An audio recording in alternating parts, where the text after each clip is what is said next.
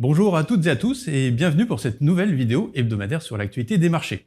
Alors la semaine dernière, on parlait des tensions sur les taux, notamment sur la partie longue des taux américains, européens ou encore japonais qui avaient atteint des nouveaux records. On a eu un peu de détente la semaine dernière avec des taux qui reviennent, notamment sur la partie 10 ans allemande. On a un taux qui revient sous la zone des 3%, autour des 2,97 ce matin.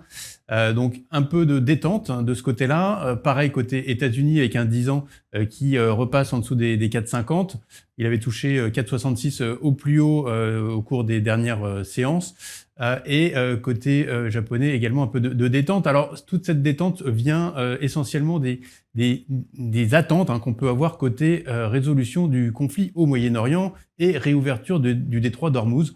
Alors le marché anticipe une résolution, on voit plutôt les bonnes nouvelles et espère qu'il y aura donc une réouverture assez rapide. Alors encore une fois, Donald Trump souffle le chaud et le froid vis-à-vis de l'Iran, mais on sent que le temps joue contre le président américain et qu'il a besoin d'avoir un deal assez rapidement pour pouvoir passer à autre chose et pouvoir sortir la tête haute de ce conflit.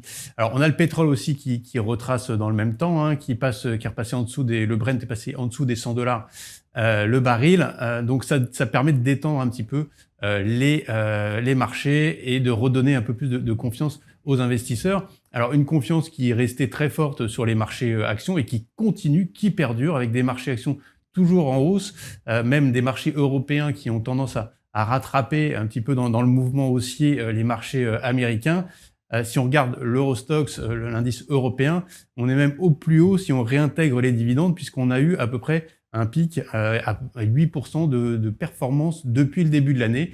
Donc des performances sur les marchés actions qui sont pour l'instant au beau fixe et des marchés actions donc qui voient au travers, encore une fois, de ce conflit en Iran et qui commencent à anticiper une réouverture du détroit d'Ormuz. Une réouverture qui reste très incertaine à ce stade.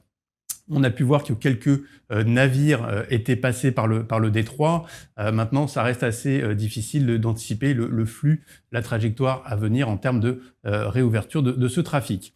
Alors les marchés actions également sont portés par des bénéfices. On a vu cette saison de résultats au premier trimestre qui avait été très bonne aux États-Unis, plutôt correcte en Europe, mais donc des bénéfices qui restent solides. Et puis surtout cette thématique de l'intelligence artificielle qui reste très significative et qui porte de façon très puissante les marchés actions. On le voit si on regarde un indice, par exemple le Kospi en Corée, on a cet indice qui est à 87% depuis depuis le début de l'année. Donc voilà, porté par ces valeurs de la tech. Si on regarde un peu plus les valeurs sur les semi-conducteurs, par exemple, et l'ensemble de la chaîne de valeur qui vient nourrir cette thématique de l'intelligence artificielle. Voilà, donc des marchés qui sont au beau fixe côté action. Sur les marchés du crédit, c'est un peu la même fonction de réaction. Si on regarde les marges, on a des marges qui se tiennent toujours très bien. On est quasiment au plus serré de l'année si on regarde l'ITRAX, crossover, cet indicateur qui donne un peu la santé du marché du crédit européen. Et je le redisais tout à l'heure, les marchés de taux qui se détendent un petit peu. Alors dans ce contexte-là, que font les banques centrales ou qu'anticipent les marchés pour les banques centrales? Ils anticipent un peu plus de hausse aux États-Unis, notamment côté Réserve fédérale américaine, une hausse potentiellement qui pourrait avoir lieu cette année. Je rappelle que Kevin Warsh a été officiellement nommé à la place de Jérôme Powell, donc à la tête de l'institution américaine, qu'il est connu pour vouloir essayer d'assouplir un peu plus cette politique monétaire. Il était nommé par Donald Trump. Maintenant, ça va être assez difficile pour lui, compte tenu du contexte plutôt inflationniste, de baisser les taux dès le début de son mandat. Et on voit que le marché anticipe davantage une hausse plutôt qu'une baisse sur l'exercice 2026. Voilà, donc à voir, est-ce que Kevin Warsh va pouvoir peut-être influencer un peu plus l'institution de la Réserve fédérale américaine. On le saura un peu plus au cours de ses prochaines interventions. Je rappelle qu'il a plutôt tendance à vouloir être un petit peu moins dans la communication, laisser un peu plus de place au marché pour que le marché s'ancre de façon un peu plus autonome, donc peut-être réduire tout ce qu'on appelle le forward guidance, donc avec ces fameux dot plots qui jusqu'à présent permettaient au marché de d'anticiper les futurs mouvements de taux, donc peut-être un petit peu moins de visibilité de la part de la Réserve fédérale américaine à venir. Côté Banque centrale européenne, alors on avait eu 3 voire 4 hausses de taux anticipées pour cette année. Là, on n'a plus que 2, un peu plus de 2, donc anticipées jusqu'à la fin de l'année. Une prochaine hausse possible dès le mois de juin, mais c'est vrai que cette hausse reste conditionnée donc aux données d'inflation et aux événements qui pourraient évoluer sur le front de l'Iran.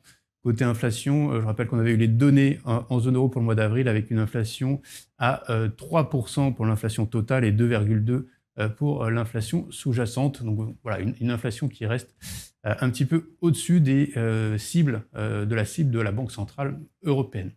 Voilà, peut-être un petit mot quand même pour terminer hein, sur l'annonce officielle d'introduction en bourse de SpaceX hein, qui doit avoir lieu le 12 juin. Donc ça serait la plus grosse IPO avec aujourd'hui une valeur, une capitalisation qui est donnée à près de 2000 milliards de dollars.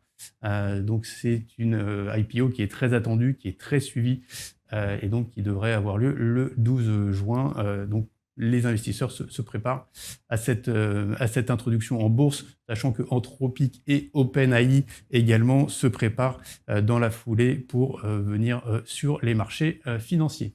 Voilà, je vais m'arrêter là pour cette vidéo. Je vous souhaite à toutes et à tous une très bonne semaine et je vous dis à très bientôt. Merci.